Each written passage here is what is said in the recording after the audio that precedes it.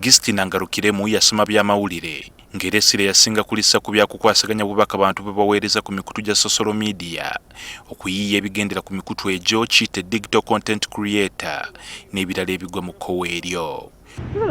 Ono tiyakoma okwo n'asalawo agaziya ennyingiza ye n'atandikawo omukutu ku kibanja kya Facebook gwe yatuuma Tops for Queens UG kwatundira engoye z'abakyala. Business nali nakagitandika, so nali ngezaako okudojinga expenses nanyeza rent, masanyalaze, ebintu bwebityo but also ne cost ya omuntu alina okukolamu and other things. So nensalawo ngiteeke online. Manyi nti baclients bange abasinga bwe ntunuulira ku age bracket gye targetinga 18 to 35 abasinga bali ku social media. So amagezi gange gangamba yinza ofunamu customers bangi on social media okusinga be nandifunye mu maduuka. Kyokka n'agamba bizinensi eno yagootaana kyenkana kuggwaawo. Abantu abagula engoye zino lwe baakendera oluvannyuma lwa gavumenti okuggalawo Facebook wano mu ggwanga mpozi n'okussawo omusolo ku intaneti ogw'ebitundu 12 ku buli 100. So 60% of my clients bava ku Facebook. Kati 7 months back bagiblockinga. Loss zenso ogamba ati nkoze simanyi nakumanya because 7 months ku business is a huge period. Bw'atyo Gisti n'asabye gavumenti bw'eba yagaliza abavubuka abalala abalinga yo okwekulaakulanya n'okumalawo ebbula ly'emirimu wakireddemu ekkiriza Facebook okukola era ekendeeze ne ku musolo ku intaneti. Bw'olaba ebintu bye baleeta 12% tax on internet, OTT neevuddeko, blocking of Facebook, clearly balinga batugamba tetulina mirimu gya bbawa, temugezaako na kuyiiya birala, then ogenda funa percentage nnene nnyo eya idle minds. Ate tumanyi kyeboogera ku idle minds a devil's workshop.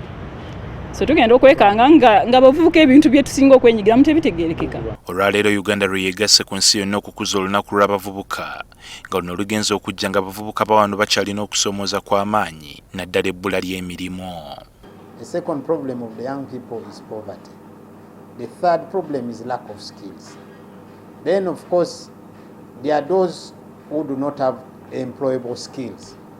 N'osanga nti abawala bafunye embuto ze bandibadde beewala singa bali mu masomero. So ebizibu ebizze bisemberera abavubuka by'engeri eyo. Minisita Peter Ogwanga ng'ono ye minisita omubeezi alondoola ebyenfuna by'eggwanga oba economic monitoring agamba newankubadde guli gutyo gavumenti eriko empenda zeetemye okumalawo amaziga g'abavubuka. It is beginning to drive the question of putting more emphasis on technical education, scientists which are able to be job creators than job seekers. This is an area where government is moving in. Number two, government is beginning to put in a lot of investment in supporting projects for young people which are able to employ more young people.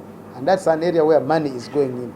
That's why you see now government is putting in money into capital development, Myoga. Kyokka Peter Ogwanga wamu ne Jacob Eyero, ssentebe w'akakiiko akavunaanyizibwa ku nsonga z'abavubuka mu ggwanga bakkiriziganya n'ebya gavumenti okuwera Facebook mu ggwanga nga bajuliza nti eggwanga omukutu guno gye gusibuka lirina okuyiga okuwa Uganda n'amawanga ga Africa ekitiibwa. Now for us as government, because we all must acknowledge that the national interest supersedes Facebook. As a country, 7 months we are here, we are moving on well. Despite the challenges that we know that there are few businesses which is affecting, which want, in my opinion, want to apologize. But can the multinational companies accept to respect the sovereignty of countries? So twalaba nti aba Facebook bo baali balowooza nti bajja okusalirawo ani ayogera ani atayogera. Kikyali kituufu ffe ng'eggwanga okwewanaako. Ne Nigeria baakikola nga balabye nti ne Pulezidenti Museveni bwe yabadde asimba bannabyamizannyo abawangulidde eggwanga emidaali mu mpaka z'Olympics ezaakaggwa yategeezezza nga bwe batagenda kuggulawo Facebook kubanga terina kyekosa ku byanfuna bya ggwanga ebirala gamba ng'obulimi. Then I checked the cows. Are the cows still milking? The cows were still milking.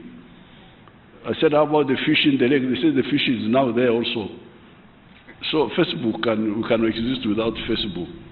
Kyokka Ogwanga ne Eyero bakkiriza nti kyetaagisa okukendeeza ku musolo gw'ebitundu 12 ku intaneti okusobola okuyamba abavubuka okwebbulula. So tusuubira ti gavumenti egenda tuwuliriza guno omusolo afazaali gukendeere gubeere tutegeera nti gavumenti yeetaaga nsimbi era ffe ekyo tutuwagira naye ensimbi gavumenti esobola ogijja mu bintu bingi.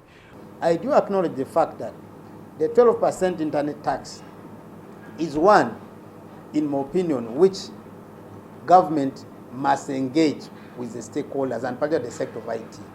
And I've always put this on record that the sectors must always be consulted before new taxes are brought in on board. Chinkana ebitundu 7 ku buli 100 wano mu Uganda bavubuka ng'era bano babawadde gabuwa bakyuse endowooza yaabwe eri emirimu egimu pozi n'okwongeramu amaanyi mu kwetandikirawo egyabwe ensonga ebbula ly'emirimu esobola okufuuka olufumo. John Cliff Wamala, NTV ya Kawungezi.